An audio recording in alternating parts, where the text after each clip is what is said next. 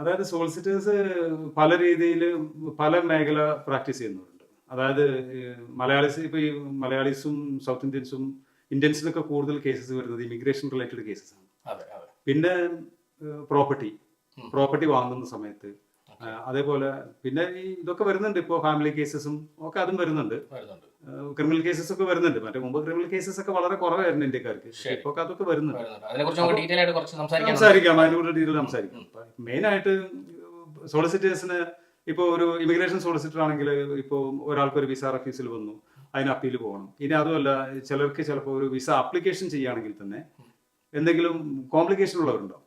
അതായത് മുമ്പ് റെഫ്യൂസൽ ഉണ്ടായിട്ടുണ്ടാവും, ചിലർക്ക് എന്തെങ്കിലുമൊക്കെ പോലീസ് കേസ് ഉണ്ടായിട്ടുണ്ടാവും. അങ്ങനെയൊക്കെയുള്ള ആൾക്കാർക്ക് സ്വന്തമായിട്ട് ആപ്ലിക്കേഷൻ ചെയ്യുമ്പോൾ ഒരുപാട് സംശയങ്ങൾ വരും.